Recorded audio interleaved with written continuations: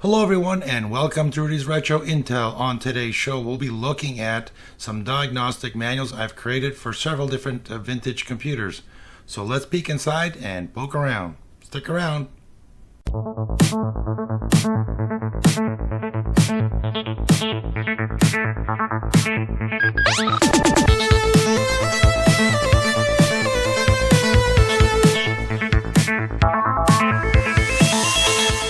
So first on the bench is an Apple IIe. It's a traditional Apple IIe computer. Nothing fancy about it. However, it's not working. And if you have one that's not working, well, now you can actually get a repair manual. This repair manual I've created for the Apple IIe. It has all kinds of schematics and information regarding different symptoms and what the problem is. So yeah, you can get this on my GitHub page. But wait, there's more. Let's see what other computers we can look at with my manuals. So the next computer I've created a manual for is for the Commodore 64. And this is my old machine that I've painted blue. It's my zip socket machine, but regardless, it's still a Commodore 64. And I've also created a repair manual for that to help you out. Again, available on my GitHub page. You can take a look, download them, they're free. This is all basic information that I've collected over my time of doing Commodore 64 repairs. But it's not just the regular 64, it also includes the 64C. So this is the cost reduced version of the Commodore 64, and the manual has information regarding both the 64C and the Commodore 64. So what other computers do I have manuals written for? Let's check that out next. The next computer I want to show is the Commodore VIC-20 computer. This is the basic one. This is an older one with a two-prong plug here. It's showing up. There it is. But I've also created for this machine. So here's the manual for this machine. This is the Commodore VIC-20. It's good for both the older and the newer versions.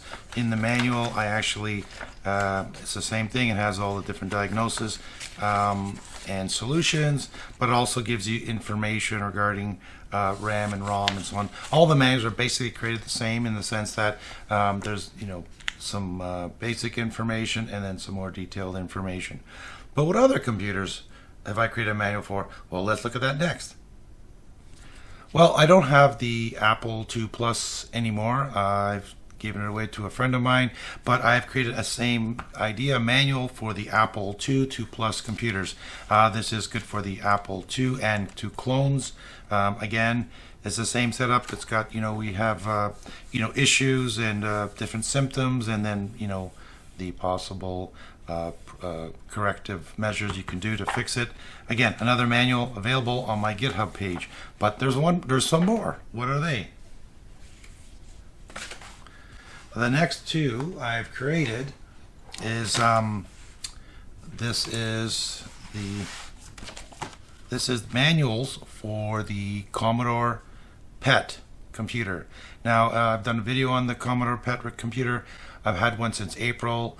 I've never worked on a Commodore Super PET. Sorry, these are the Super PET manuals, not the PET. Super PET manuals, and I've wanted to get some information. All I could find was schematics, and even with the schematics, they're still missing information that I didn't know about to do the repairs. Luckily, Chuck Hutchins and David Bradley helped me out, and there was some modifications that need to be done on the main board. I didn't know that. It's not written in the manual, and I couldn't find anywhere on the net.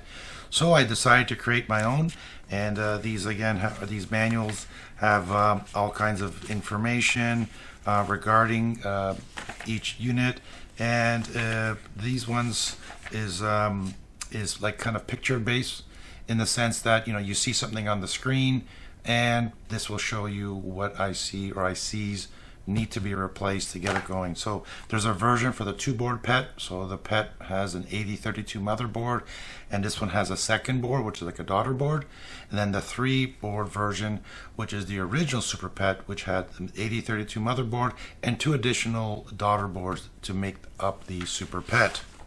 So these manuals, again, are also available on my GitHub page. Finally, I've created a manual here. This was created some time ago now. This is for the NABU computer. Now the NABU PC, there is no diagnostics manual for it. Just like the Super Pet, there wasn't any. I actually created the manual to show not just the repair of the Super Pet, but also additional settings, baud wires, etc. that are required to be modified on the main board in order for the second board to work. But this one here is very special in the sense that there was nothing other than some schematics. There's nothing available out there. So what I did is I actually created this manual, and this one is kind of picture based also. It's not coming up well because this is black and white printouts. I don't have a color printer, but basically you go through it and you look for there's different sections. And what it does is it'll show you screen shots of, okay, you're getting this. Okay, this is a sound failure. Well, here's some ICs that you have to look at. Serial ports. What else we have here? We have, different video and so on and so forth. There's also schematics in this one. There's also, what else we have on here? There's high-res pictures of the baud wires or jumper wires, whatever you want to call it, underneath the board that are required in order for it to work. So that's all in there. And then what else we have? We also have the pinouts for different ICs, and even creating the adapter and some built-in diagnostics that's built into the NABU computer that you can run once you get it working, in the sense that you have no video, you got it working, great, now it's working, but you can run some additional tests and show you that it's working, or if not, you can do some more diagnostics.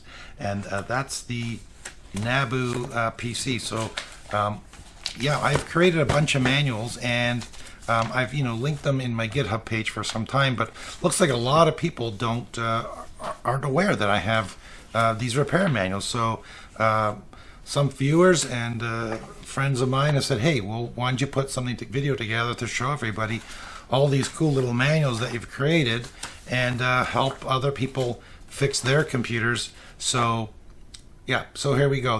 These are what I call live documents, in the sense that if you find anything that's wrong or should be added to it, let me know. I have an email. It's available on my YouTube channel. Send me an email saying, hey, you know what, have you thought about adding this, or would you include that, or how did you get to this? Yeah, any input would be great. I would love to know more and make these manuals even better. Also, I'm looking at creating additional manuals for other computers. These are just the ones I've created in the past about a year and a half now. I've put these together. The 2E just came out in December, and which was last week. So yeah, so hopefully you find some information you need on my GitHub page for these manuals.